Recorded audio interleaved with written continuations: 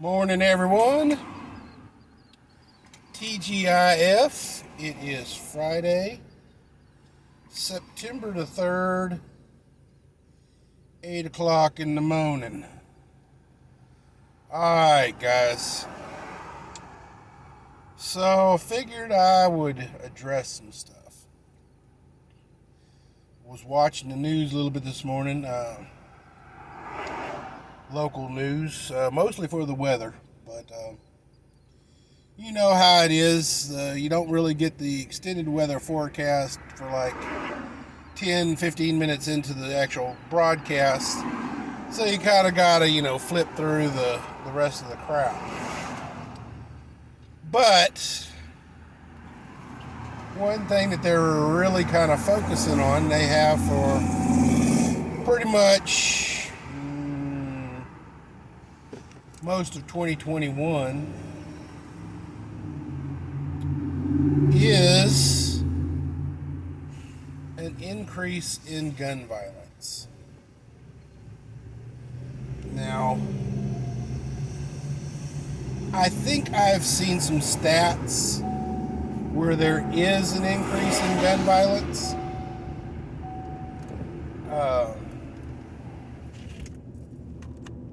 Apologies for not having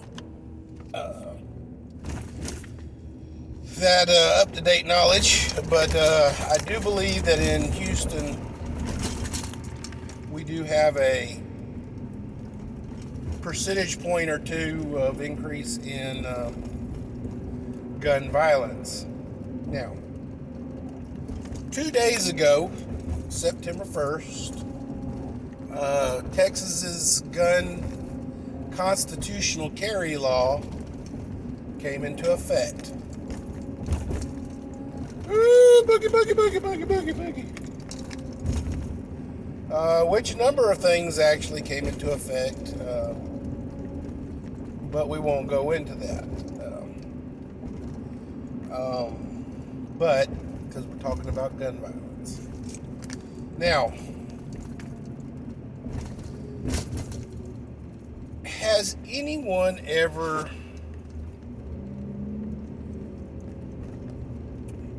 seen the movie The Shining? Jack Nicholson's probably one of his better performances.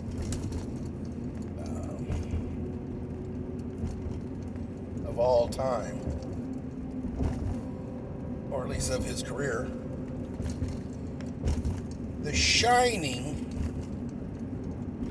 much to whatever crazy,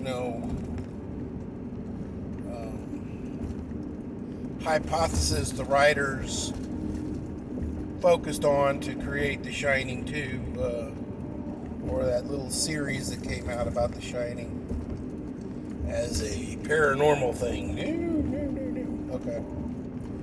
The Shining did have some paranormal aspects to it. The hotel was reportedly haunted. But for the most part, one of the central topics of The Shining was cabin fever.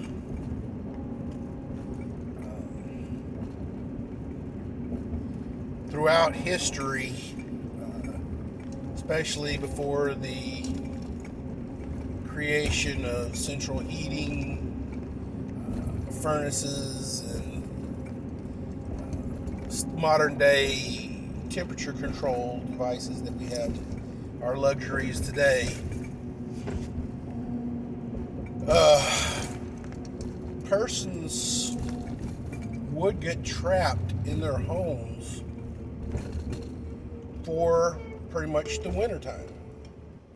And pretty much during the summertime, they would prepare for this winter, much like an ant does. We would make sure we had plenty of food, make sure we had plenty of firewood, make sure we had, all the supplies that we would need to survive the wintertime. Without going out into the terrible, dangerous weather, committing ourselves to the elements, and possibly dying of exposure. We did not have, at that time, thermal boots,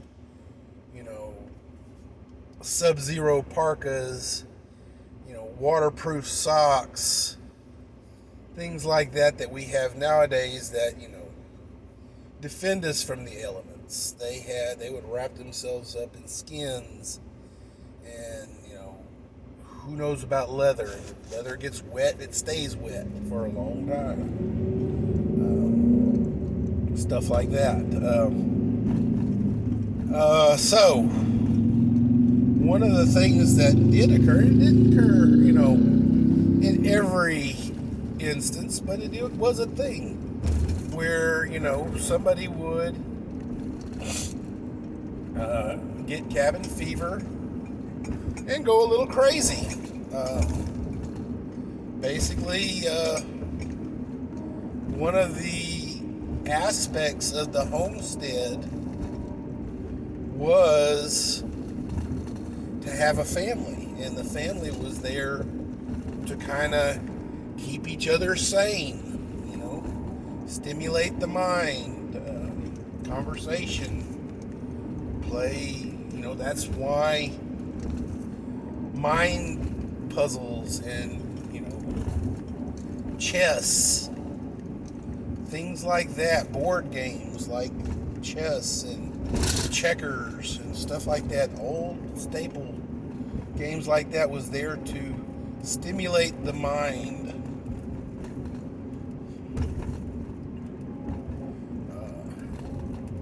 Having company stimulated the mind, keep you from going nuts. Well,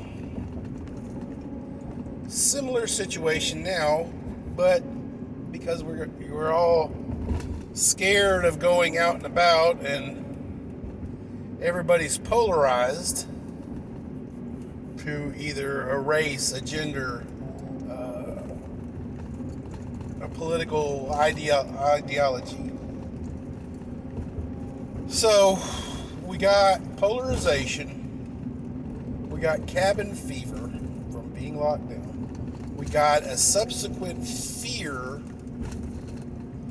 of getting sick. The media has spun it to the point where if you get sick, you're gonna die. But science has said yes, the Delta variant is more contagious, but it is a weaker contagion, meaning that it can get through the vax. It can get through the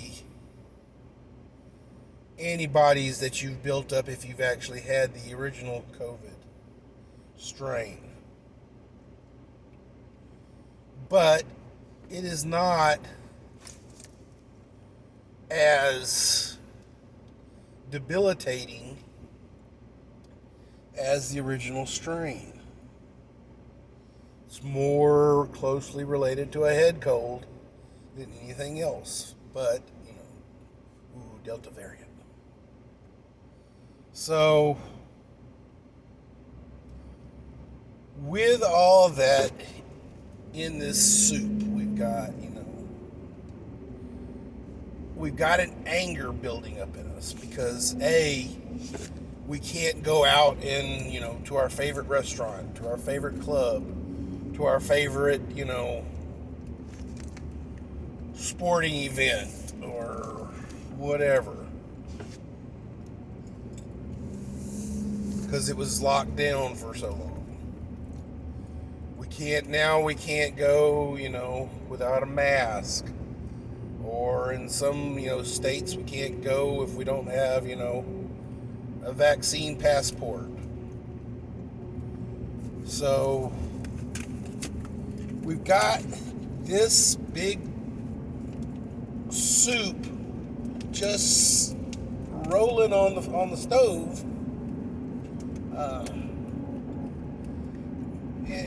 people are not being expected to respond to this soup. I mean, literally. I mean, this is the soup of the angry person, you know?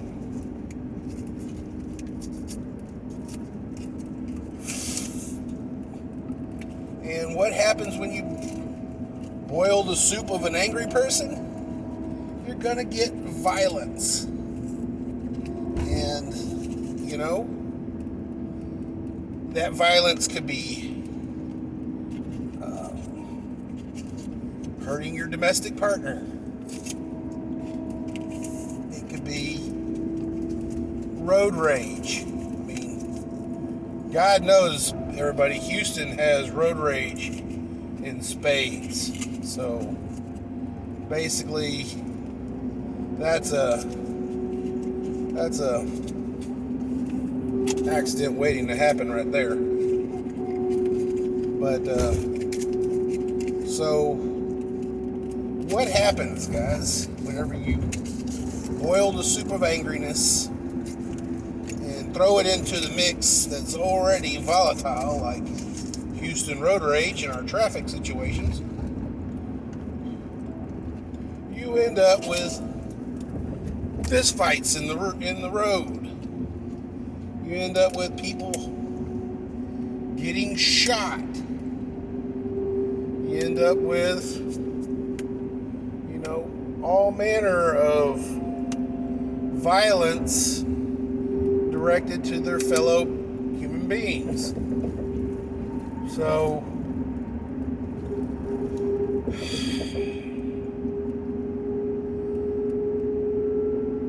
guns are a tool, guys.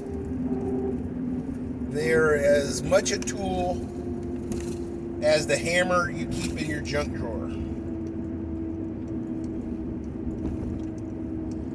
Gun violence is not gun violence. Gun violence means the chosen tool at that moment was a gun. The violence is from the heart of the person. Now, you can take a person who, in normal society, in normal life, is a happy-go-lucky little person that wouldn't wish, harm on, a butterfly, let alone, another person. Which, wishing harm on a butterfly is something for another blog, but we'll get into that later.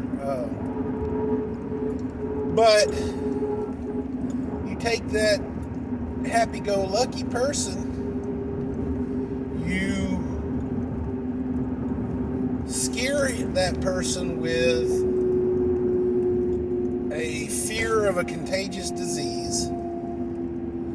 You take away that person's coping mechanism, which is going to have some good food at a restaurant they like, going to see movies in a movie theater is something that they like, or going to a club and dancing the night away, or getting butt stinking drunk is their coping mechanism.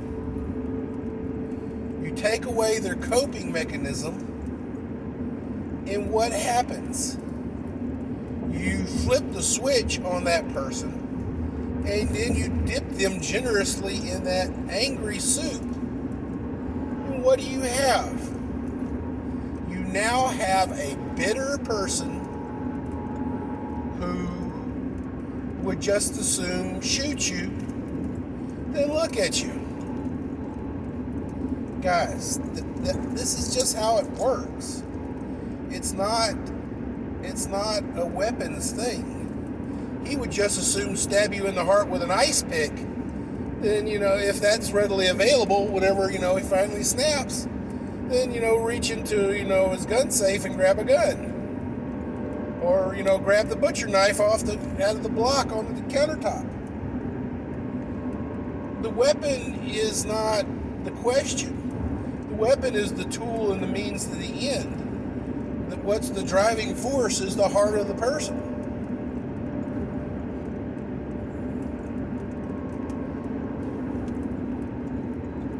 Now, guys, we all have our coping mechanisms. Be it whatever. But these lockdowns,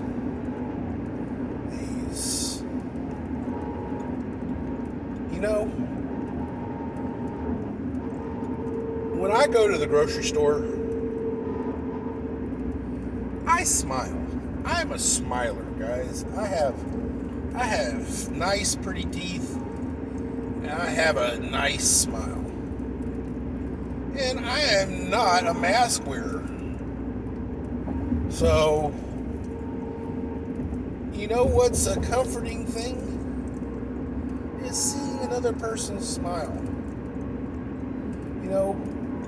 Used to be smiles were more contagious than, a yawn. If you smile at someone, they're going to smile back at you. Or, if not, you ask them how bad was their day or something like that,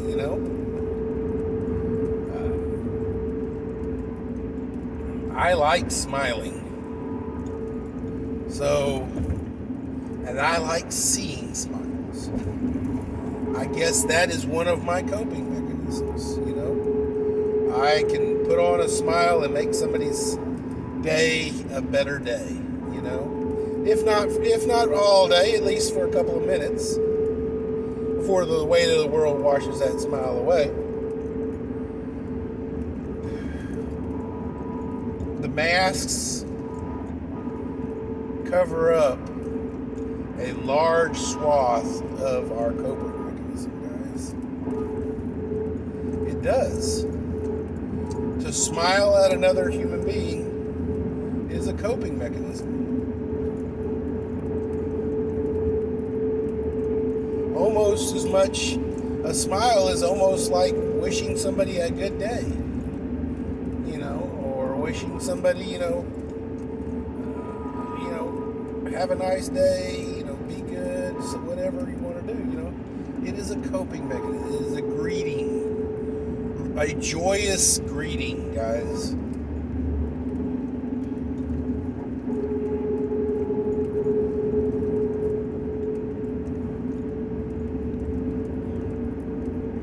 Ladies and gentlemen of the jury, we're about done with this blog, but we really need to think about our coping mechanisms, and we need to bring them back.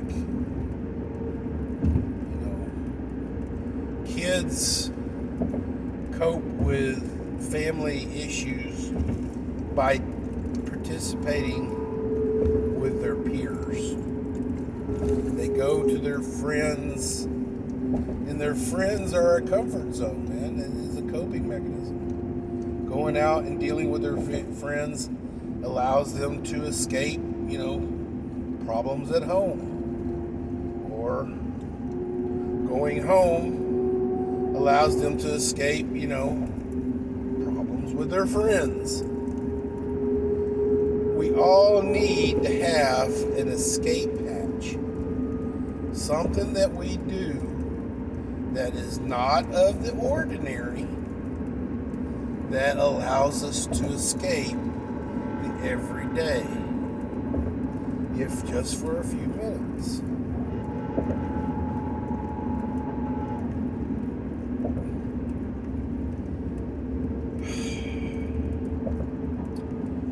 Everybody keep your stick on the ice. Later.